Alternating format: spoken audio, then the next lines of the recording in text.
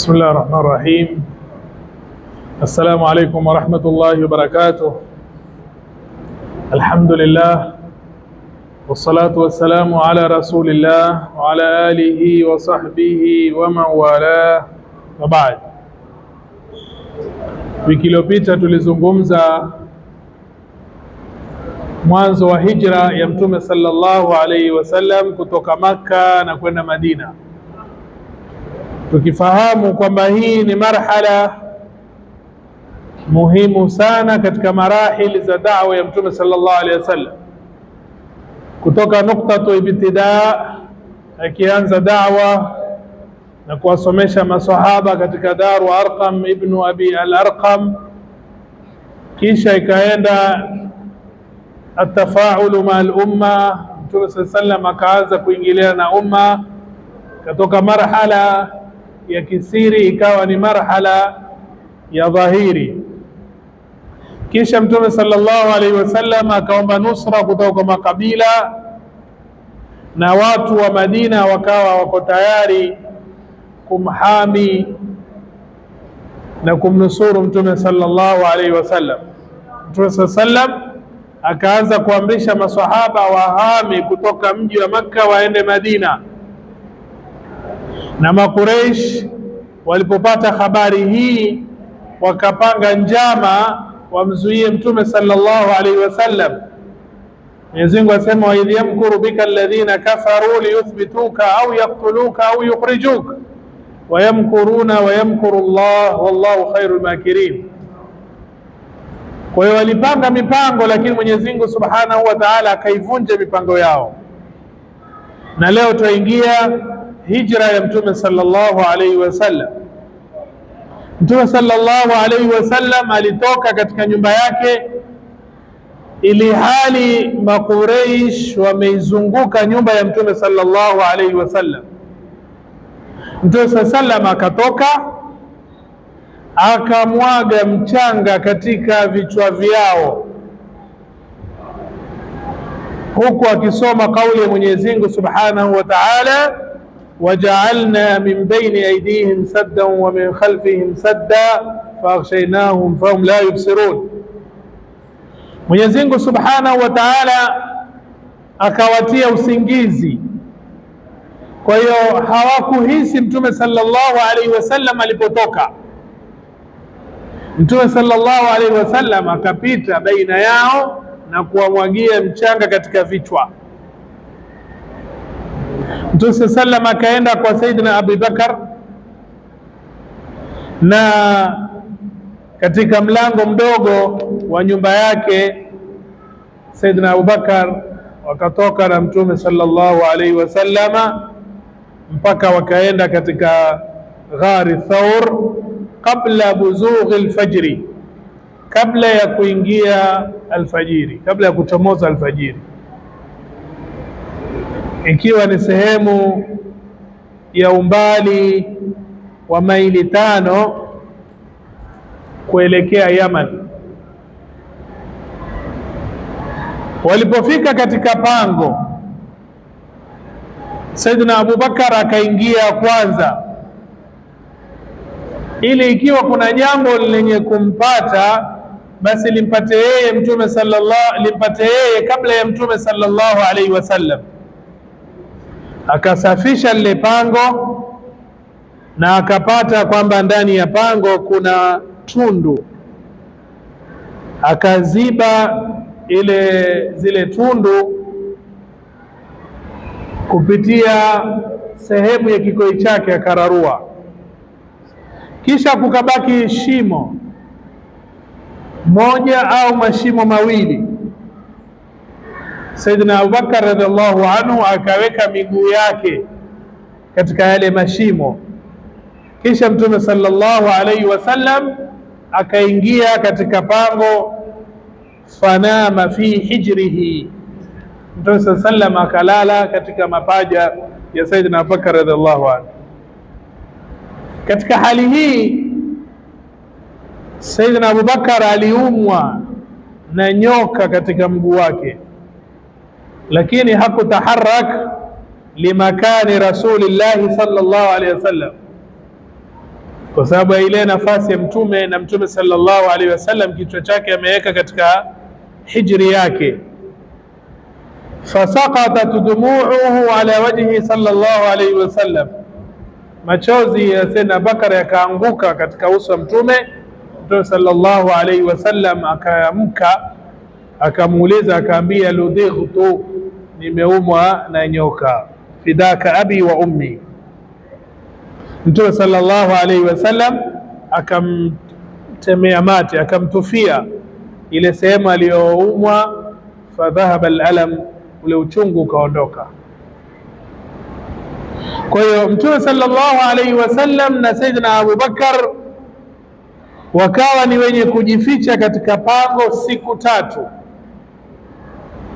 na Abdullah ibn Abi Bakri alikuwa anakuja analala pale katika pango pamoja na mtume na Abu Bakar.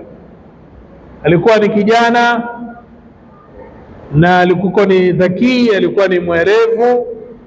Kwa hiyo anatoka mapema na anamkia katika mji wa Makka, kaannahu bata fi Makka, na kwamba amelala kule. Kwa hiyo alikuwa akisikia zile njama na vitimbi vya Makuraish, akisikiza zile habari zao, akija akimweleza mtume sallallahu alaihi wasallam wakati giza linapoingia, wakati wa jioni. Kisha Amir bin Fuhaira ambaye alikuwa ni katika maula Abi Bakar, katika vijakazi wa Sayyidina Bakar, alikuwa akichunga mbuzi na alikuwa akiwajia mtume sallallahu alaihi wasallam na Sayyidina Bakar inapopita jisaa moja la usiku. Kwa hiyo anawaletea maziwa, kisha anapita sehemu ambayo kwamba yule Abdullah ibn Bakar amepita, anafuta zile nyayo zake zisionekane. Kwa hivyo anaondoa ile athari kabisa ambayo kwamba amepita Abdullah bin Abi Bakar. Ama Makuraish wakawa ni wenye kubakia sehemu walioachwa kule na mtume sallallahu alaihi wasallam siku ile, wakisubiri mtume sallallahu alaihi wasallam amke, akitoka ile kawaida amezunguka, akitoka alfajiri kwenda kufanya ibada yake katika harami ya Makka, waweze kuvamia. Lakini walipopambaukiwa, akaamka Sayyidina Ali radhiallahu anhu kutoka katika kitanda cha mtume sallallahu alaihi wasallam, wakatahayari, wakamuuliza mtume sallallahu alaihi wasallam yuko wapi? Akaambia, la ilma li bihi, mimi sijui kuhusu habari zake. Wakampiga, kisha wakamburuta mpaka katika Al-Kaaba na wakamzuia takriban jisaa zima, lakini biduni jadwa, hawakufanikiwa kupata habari yoyote kutoka kwa Sayyidina Ali. Kisha wakaja katika nyumba ya Sayyidina Abi Bakar, wakamuuliza Asma binti Abi Bakar kuhusu Sayyidina Abu Bakar radhiallahu anhu. Mtume sallallahu alaihi wasallam akasema, la adri, sijui. Al-Khabitha Abu Jahal akampiga kofi mpaka kipuli chake kikaanguka. Kisha wakaanza kutuma watu kila upande, na wakatoa ngamia 100 kwa kila mmoja, an kulli wahid minhum, kila mmoja ngamia 100. Kwa hiyo ngamia 200 ambaye atawaleta mtume sallallahu alaihi wasallam na Sayyidina Abubakar hayyaini au mayitaini, wakiwa hai au maiti. Na katika kumtafuta mtume sallallahu alaihi wasallam na Sayyidina Abubakar usiku, wakati huu wa hijra, walifika mpaka katika lile pango. Lau mmoja wao angekuwa mwenye kuangalia chini, kwa sababu wameingia sehemu wakajificha sehemu ya chini, akaangalia chini ya miguu yake angewaona. Mpaka ile huzuni ilizidi kwa Sayyidina Abu Bakar radhiallahu anhu, Mtume sallallahu alaihi wasallam akani mwenye kumwambia kwa thika ya hali ya juu, ma dhannuka ya Aba Bakr bithnaini Allahu thalithuhuma, ni ipi dhana yako ya Bakar juu ya watu wawili, watatu wao ni Mwenyezi Mungu subhanahu wa ta'ala. La tahzan inna Allah ma'ana, usihuzunike, Mwenyezi Mungu subhanahu wa ta'ala yupo pamoja na sisi.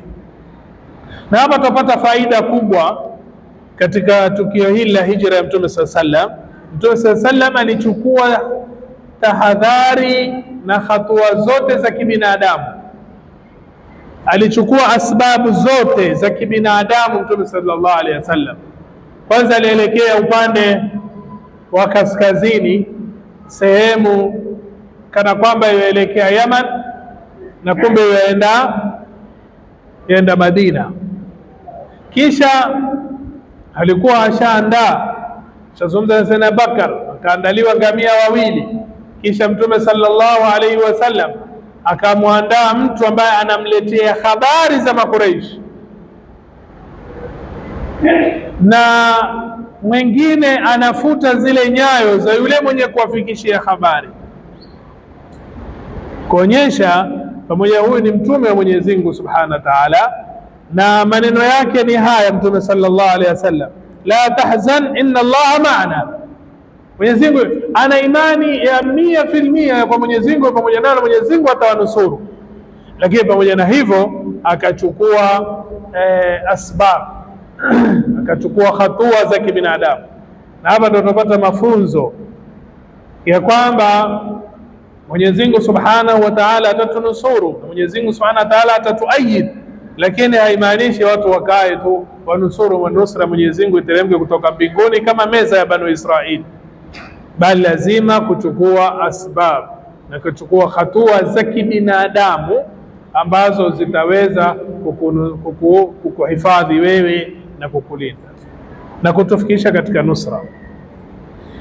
Usiku wa Jumatatu tarehe mosi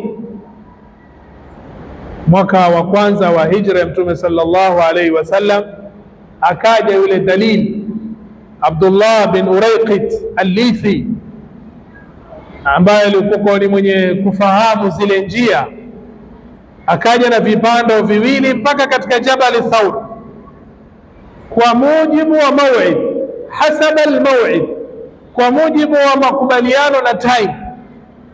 Na hapa pia tupata funzo lingine, Mtume sallallahu alaihi wasallam akichukulia ihtimam sana masala ya indibat na discipline. Angalia alipokutana na wale maansar, watu wa Madina, Aus na Khazraji, katika Jabal al-Aqaba, aliwaambia tutakutana usiku wa manane, alilala asiamshwe na alimbali asingojewe. Kwa hiyo hii ni mkutano wa dharura. Sasa tumfika, yuko wapi fulani, mbona hajatokea? Ndio kama amsha fulani sijui, hakuna mambo ya kuamsha ambaye amelala, alilala asiamshwe na alimbali asingojewe, kwa sababu masala ambayo kwamba ya serious, ni masala jiddia, si masala ya mchezo. Na pia Mtume sallallahu alaihi wasallam kukutana na Dalil wakati wanatoka sasa katika pango Jabal Thawr, ilikuwa ni aje na vipando viwili kwa mujibu wa time waliopanga.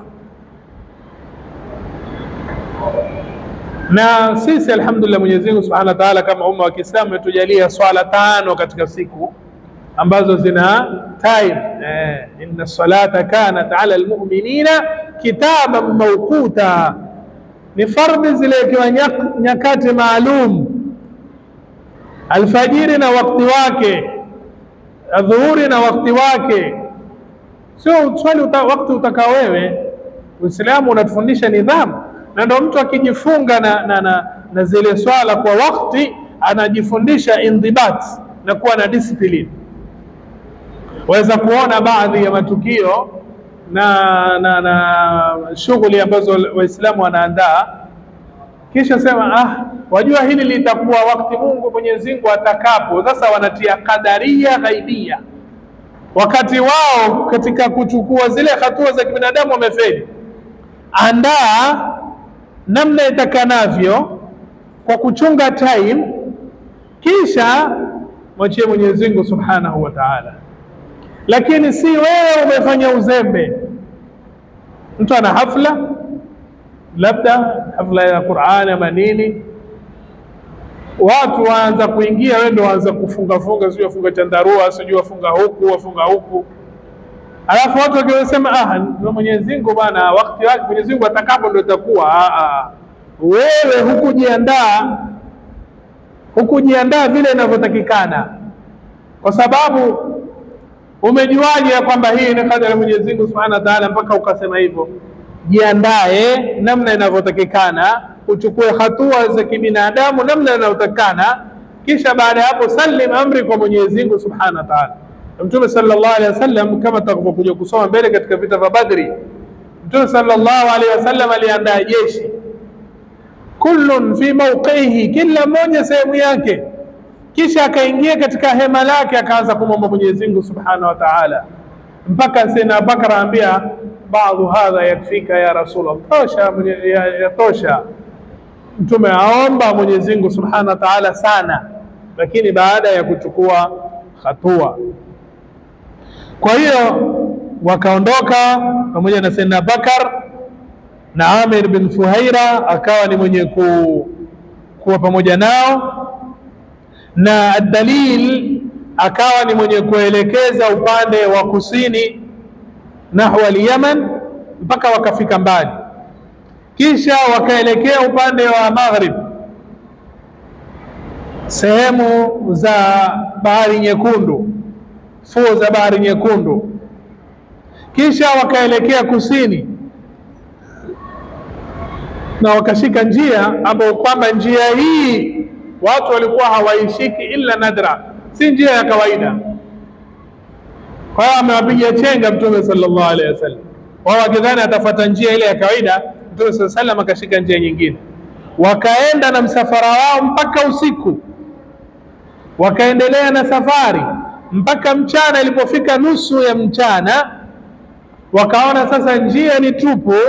Mtume sallallahu alaihi wasallam akapumzika chini ya jiwe kubwa, sakhra, na Sayyidina Abubakar akawa ni mwenye kuangalia sehemu zile inaozunguka pale.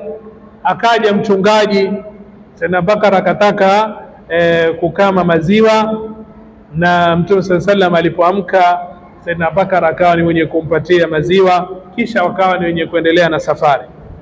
Siku ya pili wakapita katika hema mbili za Ummi Ma'bad, ambayo ilikuwa sehemu inaitwa Mushallal upande wa Qudayd, ambao kwamba ni takriban kilomita 130 kutoka Makka. Wakamuuliza kama ana chochote Ummu Ma'bad, akatoa udhuru ya kwamba hawezi kuwakaribisha, na sehemu ya malisho ni mbali, nyasi ziko mbali, na karibu na hema kulikuwa na mbuzi ambao kwamba alibaki pale kwa sababu ni dhaifu, hawezi kwenda na wale mbuzi wengine katika ule msafara. Kwa hiyo mbuzi huyo alikuwa dhaifu, hata hawezi kwenda malishoni, alibakia pale, alikuwa hana hata tone moja la maziwa. Mtume sallallahu alaihi wasallam akamwomba ruhusa Ummu Ma'bad ili aweze kukamua maziwa. Mtume sallallahu alaihi wasallam akamkamua, na yule mbuzi akatoa maziwa mpaka kajaza chombo kikubwa. Muallif asema yahmiluhu rahtu bimashaqqa, kundi la watu linabeba kwa uzito, yani maziwa mengi ajabu. Akamnyesha Ummu Ma'bad, akampatia mpaka akashiba, kisha wale wenzake waliokuwa nao wakanwa wakashiba, kisha akakamua maziwa mengine. Mtume sallallahu alaihi wasallam akanwa na wakajaza katika chombo, akawacha pale, wakawa ni wenye kuondoka, wakaendelea na safari yao. Akaja mume wake akastaajabu sana alipoona maziwa namna yalivyokuwa mengi.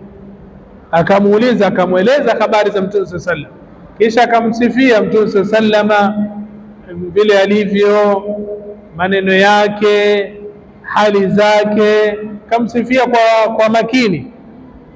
Abu Ma'bad akasema, hadha wallahi sahibu Quraish, huyo ndio yule sahibu wa Quraish, yani Mtume sallallahu alaihi wasallam asema, walaqad hamamtu an ashaba, nimetamani ni suhubiana naye, niwe naye, in wajadtu ila dhalika sabila, nikipata njia juu ya hilo. Siku ya tatu watu wa Makka wakasikia sauti kutoka chini ya sehemu ya Makka, na mara wakawa wanasikia sauti sehemu ya juu katika mji wa Makka. Wakafuata, lakini hawakuona mtu yoyote, bali wamesikia tu sauti, jazallahu rabbun nasi khaira jazaihi rafiqaini halla khaymatay ummi ma'badi huma nazala bilbirri wartahala bihi wa aflaha man amsa rafiqa muhammadi fayali Qusayyin ma zawa Allahu ankum bihi min fa'alin la tujara wa sudadi liyahni bani Ka'b makana fatatihim wa maq'aduha lilmu'minina bimarsadi. Kwa hiyo ikatolewa hii na kasida ya kumwombea Mwenyezi Mungu Subhanahu wa Ta'ala awajazi kheri wasahibu wawili Abubakar na Mtume sallallahu alaihi wasallam walioshukia hema mbili za Ummi Ma'badi. Nasema kwamba wameshukia hao wawili kwa birri, kwa wema, na wakaondoka na amefaulu yule ambaye kwamba amekuwa ni rafiq wa Muhammad sallallahu alaihi wasallam, sahibu wa Mtume sallallahu alaihi wasallam. Na enyi Qusayyi, Mwenyezi Mungu Subhanahu wa Ta'ala amewahusisha ma zawa Allahu ankum bihi, Mwenyezi Mungu amewahusisha na matendo adhimu ambayo kwamba hakuna akurudiaye katika matendo haya, pamoja na utukufu sudadi, na basi ni furaha kwa Bani Ka'bi, sehemu ya fatati wao ambayo kwamba ni huyu Ummi Ma'badi, wa maq'aduha lilmu'minina bimarsadi, na nafasi yake waumini wanakuwa ni wenye kuifuatilia, kuitamani. Kisha walipopita sehemu hii ya Qudayd, Suraqa bin Malik bin Ju'shum al-Mudlaji akawafuata.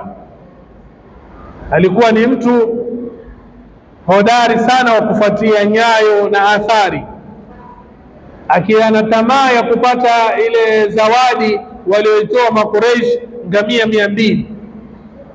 Alipofika karibu na Mtume sallallahu alaihi wasallam na Abubakar, yule farasi akateguka, akaanguka Suraqa, kisha akasimama, akaanza kufanya ile walikuwa wakifanya istisqam bil azlam, ya istasqama bil azlam, walikuwa wakifanya kama kupiga bao, kupiga bao naam, kama ramli vile, kwa nyuta zile kutia na kupiga bao sema. Lakini ilipotoka ile ikatokea ile asotaka wani wadhuru ama la, na ikatoka ile kwamba asi wadhuru, lakini akaona hii pamoja na zawadi hapo kwamba nayo akaiasi, yani akakataa, akapanda tena kipando chake.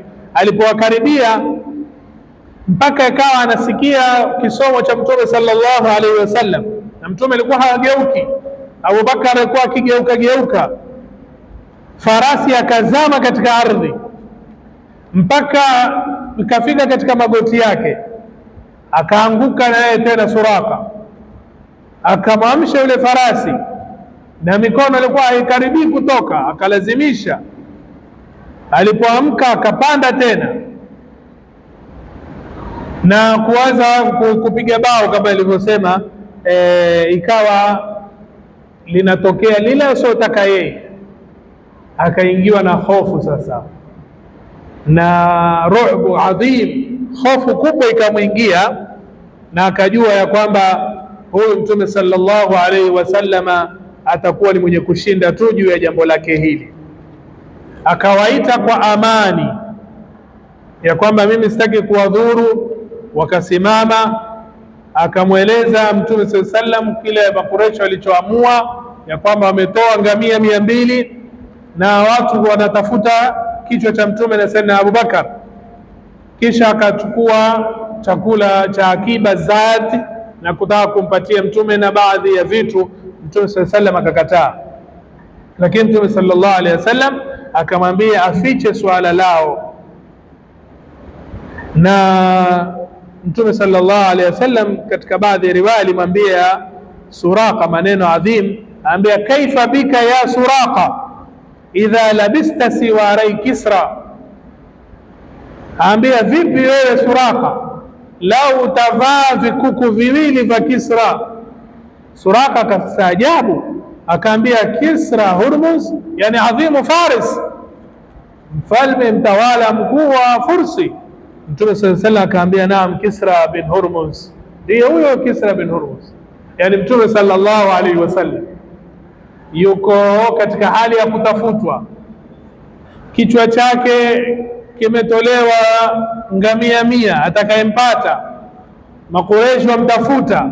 Katika hali hii amwambie Suraqa ya kwamba mimi nakudhaminia wewe kwamba uvae vikuku viwili vya Kisra. Ilikuwa ni thika ya hali ya juu, na kwamba Mtume sallallahu alaihi wasallama alikuwa na maono ya mbali, kwamba Mtume sallallahu alaihi wasallam alipokuwa akiwaambia kwamba sisi tutaondoa ufalme wa Misri wa Rumi na Kisra, walikuwa wakishangaa sana Makuraishi wakiwacheka, wa idha marru bihim yataghamazun, na wakiwaona masahaba Mtume sallallahu alaihi wasallam sema hawa ndo muluku Faris na Rum, hawa ndo wafalme wa Fursi na Rumi. Lakini Mtume sallallahu alaihi wasallam alikuwa anajua ahadi ya Mwenyezi Mungu, na alikuwa anayo mashruu yake ambayo ameapa Mwenyezi Mungu ya kwamba wallahi law wada'u shamsa fi yamini wal qamara fi yasari ala natruka hadha al-amra la natruka hatta yudhhirahu Allah awalika duna. Na kweli Suraqa huyu alikuja akavishwa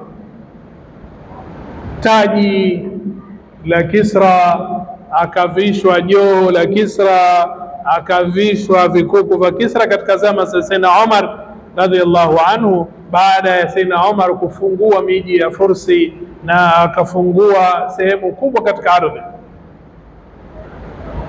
Kwa hivyo Suraqa akaandikiwa mkataba wa aman, Amir bin Fuhaira akaandika, na Suraqa akarudi, na kila aliyokuwa akimtafuta Mtume sallallahu alaihi wasallam aambia mimi Suraqa ndio ninayejua nyayo zaidi, kwa hivyo hii njia mnaopita sio, rudini, tafuteni njia nyingine. Kwa hivyo akawa yeye anawarudisha watu waliokuwa wanaelekea njia ile. Katika sehemu ya njiani akakutana na Buraida bin al-Husayb al-Aslami akiwa na watu 70 wanakuwa nao katika njia kutafuta. Fa aslama huwa wa man maahu, wakaslimu yeye pamoja na walikuwa pamoja nao. Wasallu khalfahu salat al-isha al-akhirah, wakaswali nyuma yake Mtume sallallahu alaihi wasallam. Kisha siku ya Jumatatu ambayo inshallah leo tutakomea hapa, na wiki ijayo tutakuwa ni wenye kueleza ad-dukhulu fil Madina. Siku ya Jumatatu athamin min shahri Rabiul Awwal, tarehe 8 katika mwezi wa Rabiul Awwal mwaka wa 14 kutoka kutumilizwa Mtume, na ilikuwa ni mwaka wa kwanza wa hijra ya Mtume sallallahu alaihi wasallam. Mtume akashukia Quba, na ahlul Madina, watu wa Madina waliposikia Mtume sallallahu alaihi wasallam ametoka, walikuwa wakitoka kila asubuhi mpaka lile jua kali la mchana ndo linawarudisha, wakiwa kuangalia sehemu za juu wakimtafuta Mtume sallallahu alaihi wasallam. Walipokuwa watu wa Quba hawa wametoka katika majumba yao wanafuatilia habari za Mtume, wakachoka. Ilipofika mchana jua kali, wakarudi katika majumba yao. Mmoja katika Mayahudi alikuwa na swala lake lingine analoliangalia, akamwona Mtume sallallahu alaihi wasallam na sahibu wake wakiwa ni weupe wanakuja kutoka mbali. Huyu Myahudi akashindwa kujizuia, akatoa sauti kwa sauti ya juu akisema, ya maashara al-arab, enyi Waarabu, hadha jaddukum, yani huyu ni hadhi yenu, hadhukum alladhi tantadhiruna, ile hadhi ambayo nyinyi mnaisubiri, basi huyu bwana anakuja. Waislamu wakawa sasa ni wenye kuchangamka, wengine wakabeba silaha zao, ukasikika takbira kwa kufurahia kuja kwa Mtume sallallahu alaihi wasallama, na wakatoka katika sehemu ile ya jangwa wakampokea Mtume sallallahu alaihi wasallama, na Mtume sallallahu alaihi wasallam akashukia sehemu ya Quba akiwa amenyamaza. Watu walipokuja wengine hawajawahi kumwona Mtume sallallahu alaihi wasallam, wengine wakimwamkua Sayyidina Bakar wakidhani ndiye Mtume sallallahu alaihi wasallam, kwa sababu ya mvi zilikuwa zimetoka katika nywele zake Sayyidina Bakar. Lakini jua lilipokuwa lenye kumsibu Mtume sallallahu alaihi wasallam, Sayyidina Bakar akamfinika Mtume na shuka lake, kishali chake. Hapo watu wakajua Mtume sallallahu alaihi wasallama. Na Mtume sallallahu alaihi wasallama akakaa siku 4, akaasis msikiti wa Quba na akaswali pale, na siku ya 5 ambayo siku ya Jumaa, yaumul khamis, siku ya Jumaa, Mtume sallallahu alaihi wasallama akawa ni mwenye kuswalisha.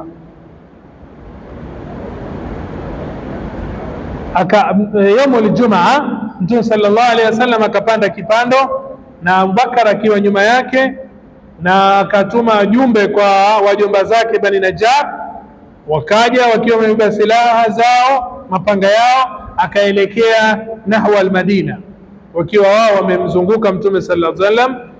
Jumaa ikampata katika Bani Salim bin Auf.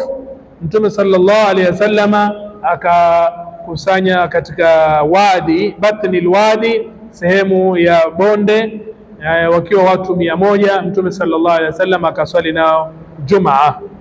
Inshallah tutakuwa ni wenye kukoma hapa. Mwenyezi Mungu Subhanahu wa Ta'ala akijalia, wiki ijayo tutaanza nukta ya ad-dukhulu fil Madina, Mtume sallallahu alaihi wasallam kuingia mji wa Madina.